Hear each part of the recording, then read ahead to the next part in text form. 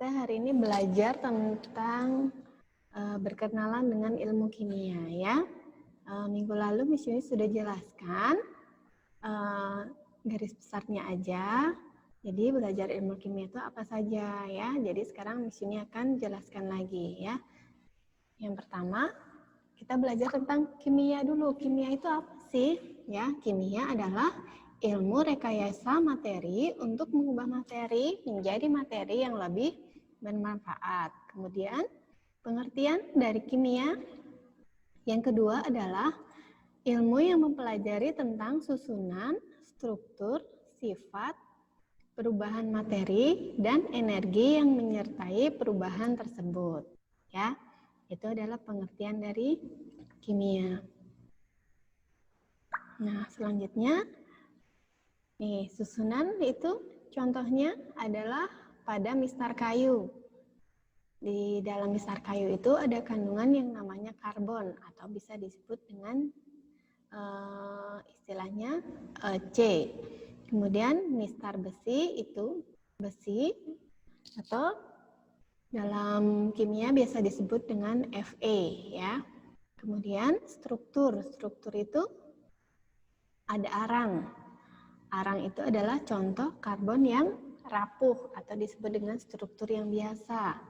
Kemudian yang kedua adalah intan. Intan itu adalah karbon yang keras. Ya, struktur atau disebut dengan struktur kristal ya. Kemudian di sini ada di bawahnya, kalian bisa lihat itu adalah contoh perubahan materi dan energinya. Jadi perubahan materi menjadi materi yang lain. Kayu yang tadinya kayu itu setelah dibakar itu akan berubah menjadi abu ya.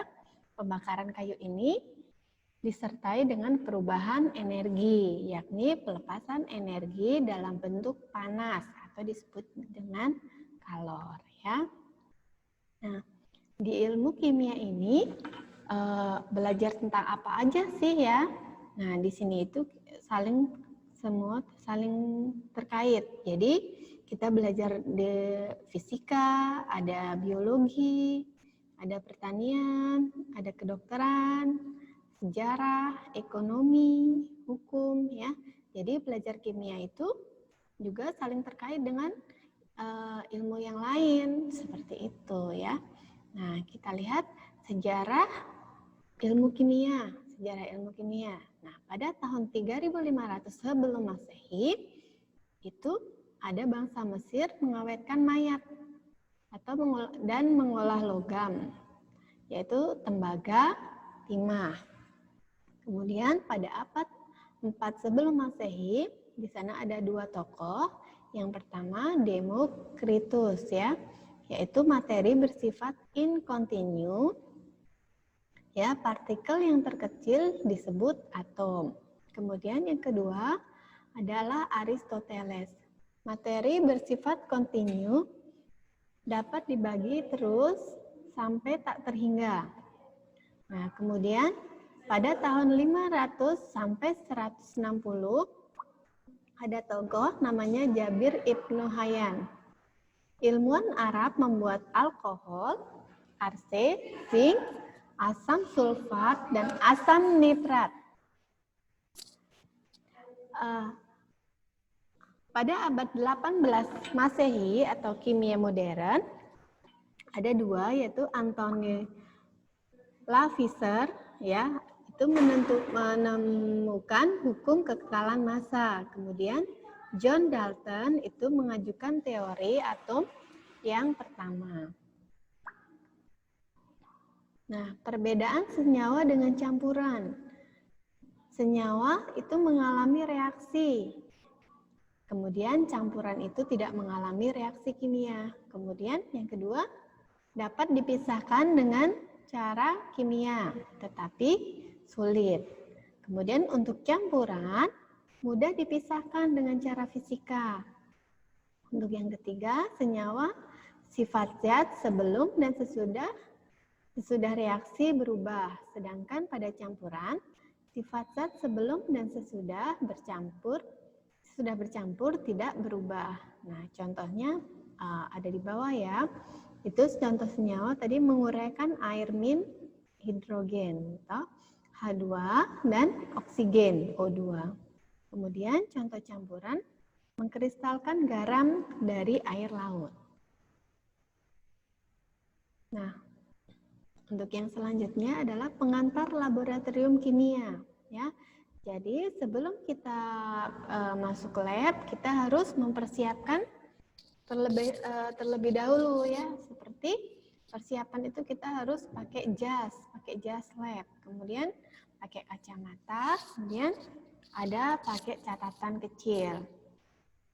Untuk yang kedua, materi praktikum. Jadi pelajari dulu pedoman kerjanya. Jadi sebelum kita mau praktikum, kita harus baca dulu teorinya itu apa saja. Jadi apa yang akan kita kerjakan saat praktikum, tidak ada kendala, ya. Kemudian yang ketiga adalah keselamatan. Nah, tidak melakukan selain yang ada di petunjuk atau bertanya kepada guru atau laboran, ya. Jadi selain yang ada di pedoman di sana di petunjuk buku masuk laboratorium, kalian tidak boleh melakukan hal-hal yang di luar itu, ya. Kalau misalnya ada yang tidak jelas, kalian bisa tanya sama guru atau laboran di sana. Kemudian yang keempat adalah berbagai alat dan penggunaannya, berbagi. Jadi di sana ada banyak alat-alat kimia. Sebagai contoh ada gelas beker atau disebut gelas kimia, kemudian ada gelas ukur, ada lampu takar, ada corong, ada pemanas listrik, dan ada kondensor juga. Dan masih ada banyak lagi, ya, nanti bisa kita lihat di lab, ya. Kemudian selanjutnya kita ke penggolongan materi, ya. Nah, di sini materi dibagi menjadi dua, ada zat tunggal atau disebut zat murni, kemudian satu lagi adalah campuran. Nah, di sini langsung aja penggolongan materi itu disebut misalnya ada unsur. Apa sih unsur itu? Unsur adalah zat tunggal atau zat murni, ya, terhadap atom-atom sejenis dan tidak dapat diuraikan lagi dengan cara kimia. Contohnya ada karbon, ada kemudian kalsium, kemudian oksigen, kemudian besi, dan lain-lain. Nah, jumlah unsurnya ada 90 unsur alam, ditambah lagi ada 25 unsur buatan. Kemudian senyawa. Senyawa itu apa, ya? Senyawa adalah zat murni yang terbentuk dari penggabungan dua atau atom lebih yang tidak sejenis dengan perbandingan tertentu. Misalnya ini ada air. Air itu adalah H2O, kemudian karbon dioksida, disebut juga CO2. Kemudian campuran. Campuran adalah penggabungan dua atau lebih zat murni tanpa mengalami reaksi kimia, ya. Atau sebagai contoh air ditambah gula yang disebut dengan larutan gula. Nah, partikel-partikel materi di sini ada beberapa. Ada yang disebut atom. Atom itu adalah bagian terkecil dari unsur. Ya, kemudian molekul ada dua, molekul unsur dan molekul senyawa. Kalau molekul unsur itu adalah atomnya sejenis, kemudian kalau molekul senyawa itu atomnya berbeda jenis. Nah, ada juga pengertian disebut ion. Ion adalah partikel bermuatan listrik. Nah, di sini ion ada dua, ada monoatomik atau disebut Na+, contohnya, dan Ma2+, kemudian Cl-, ya. Kemudian yang kedua ada poliatomik, disebut contohnya NH4+, kemudian satu lagi adalah SO4. Nah, yang terakhir di sini adalah partikel-partikel materi. Nah, di sini kalian bisa lihat, nah ini adalah contoh adalah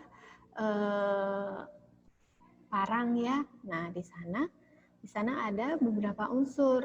Nah, unsur yang dipakai di sana adalah unsur dari besi yang tersusun dari atom-atom besi, ya. Jadi di sana ada susunan atom yang banyak.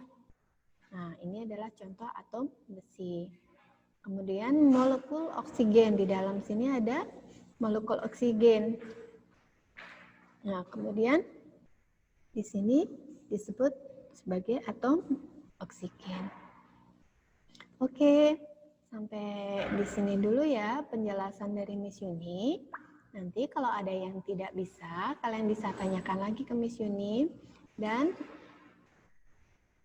ada tugas di Sibima, kalian bisa kerjakan di sana. Kalau sudah selesai, nanti bisa dikumpul di Sibima juga. Oke.